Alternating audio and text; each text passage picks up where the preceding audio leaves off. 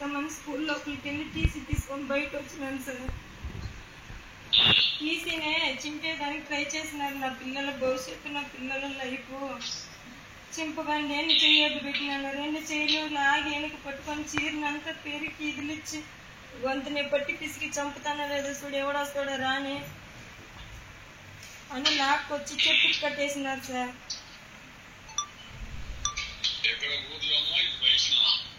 వాళ్ళ ఇంటికి నేరుగానే రోడ్డు పక్కనే ఒక 200 మంది చూసినారు సార్. చూసి చూడనట్లు పోయేవాళ్ళు. ఇది లైవ్ చేసినట్టు నాకు కూడా తెలియదు. నిన్న పోలీస్ స్టేషన్కి వస్తే అక్కడ చూసినాను నేను సెల్లులో వీడియో. మా కొడుకునైతే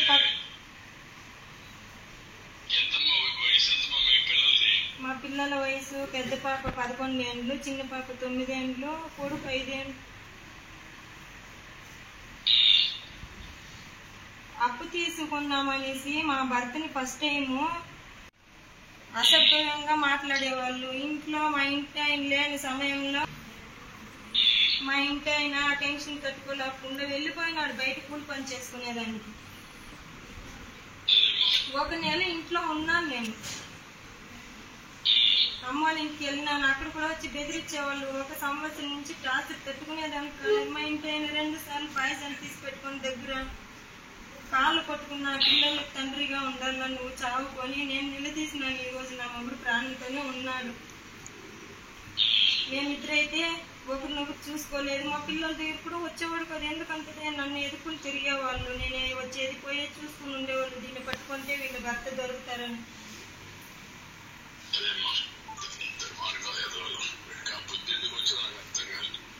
అడుక్కున్నాను సార్,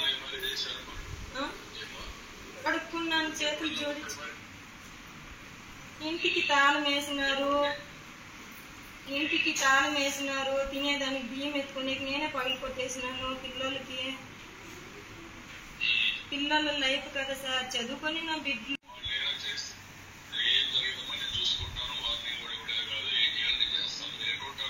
నారాయణపురంలో సార్.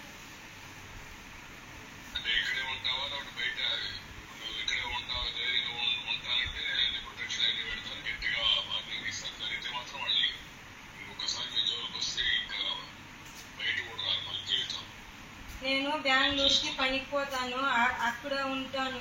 మా అమ్మ ఉంది నాతో పాటు. పిల్లోళ్ళు ఇక్కడ చదువుకుంటారు. వచ్చిపోయేటప్పుడు ఏదైనా జరిగితే వాళ్ళే మూలకాదు.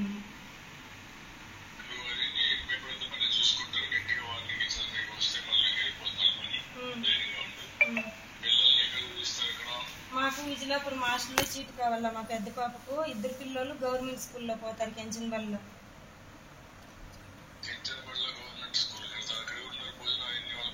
మా మేనమామ పెండ్లం చూసుకుంటారు. మా పిల్లలు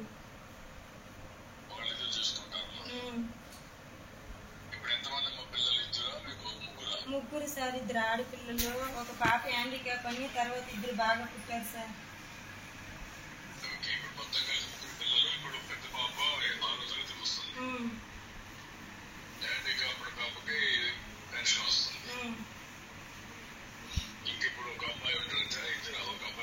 ఒక అబ్బాయి అమ్మాయి ఉంటారు. ముగ్గురు.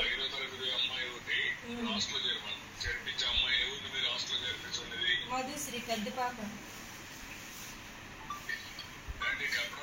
హ్యాండిక్యాప్.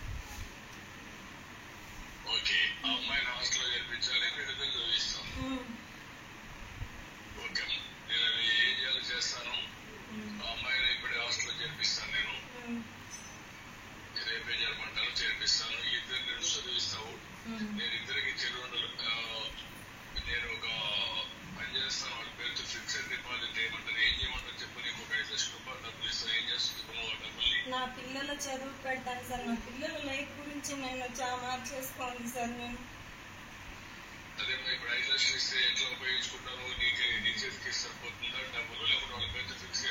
వాళ్ళ పేరుతో ఫిక్స్ చేసుకుంటాను సార్ నేను నా పిల్లల లైఫ్కి. ఇప్పుడు ఖాళీగా ఉంటే మన పెద్ద పాప నాకు చేసి సేఫ్టీగా పోయి ఏదో ఇంట్లో పని చేసుకొని అప్పు తీర్చుకుంటామని నా ఇదికి నేను ఉన్నాను సార్. 5th క్లాస్ అయింది, 6th క్లాస్ పోతుంది. పెద్ద పాప హ్యాండిక్యాప్. మీరు ఇచ్చే పింఛన్తోనే ఆ పాప ఈ మారి దాడి చేసే వాళ్ళతో 1వ తేదీ వస్తే పింఛన్ తీస్తే చేతిలో నుంచి లాక్కొని ఉండారు. ఒక కాయ పండు ఏది తినేదానికి కాదు. ఆ పాప డబ్బులు కూడా అప్పులకు జమ చేసేవాళ్ళం. ఆ పాప ఫోన్ చేసి అమ్మ ఈ మారి డబ్బులు పెరుకున్నారని ఏడ్చుకొని చేసుకుంటూ మన పిల్లల దగ్గరికి మనం వెళ్ళిపోదామని నేను పొద్దున్నే టీసీ తీసుకువస్తామని బయట తీసుకొని వస్తే ఈ మారి చేసినారు సార్.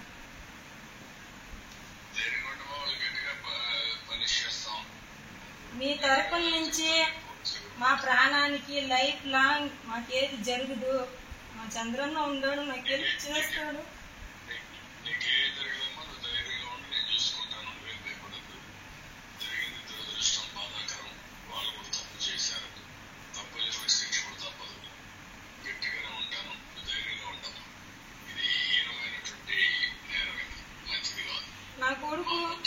నా కొడుకు వాళ్ళ కాళ్ళు పట్టుకున్నాడు సార్. మా అమ్మని ఏమి చేయకండి, నా పిల్లోడికి 5 ఏళ్ళ వయసు సార్.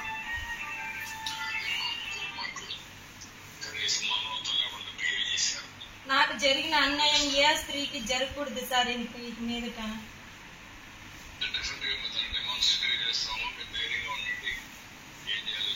నాకు ఇప్పుడు కూడా నమ్మకం లేదు సార్. ఎప్పుడో ఒక చోట చంపే మీకు కూడా ఏం లేదు, నువ్వు కంగారు పడకు. గవర్నమెంట్ మీకు అండగా ఉంటుంది. ఓకేనా? శ్రీకాంత్ గారు ఆల్రెడీ నీతో మాట్లాడారు.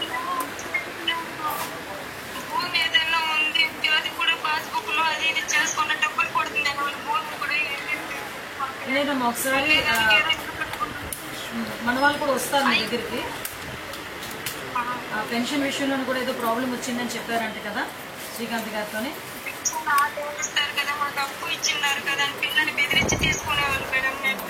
అదే అవన్నీ కూడా తీసుకొని నేను డిపార్ట్మెంట్ వాళ్ళతో కూడా మాట్లాడతానమ్మా. ఇంకా ధైర్యంగా ఉండు. సార్ కూడా నీతో చెప్పమన్నారు, ధైర్యంగా ఉండని చెప్పమన్నారు.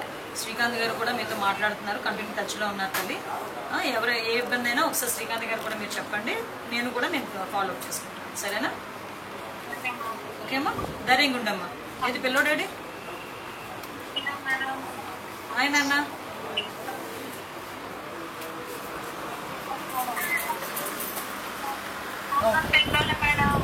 ఏం లేదులే అమ్మా, కంగారు పడుతున్నాను. ఓకేనా?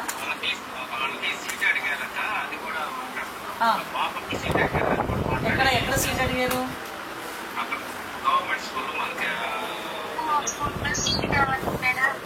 అలాగేనమ్మా, తప్పకుండా చేస్తానమ్మా, తప్పకుండా చేద్దామమ్మా. ఆల్రెడీ శ్రీకాంత్ గారు మాట్లాడారు, ఎమ్మెల్సీ గారు, తను చూసుకుంటారు. ఓకేనా? ధైర్యం ఉండమ్మా, ధైర్యం ఉండండి.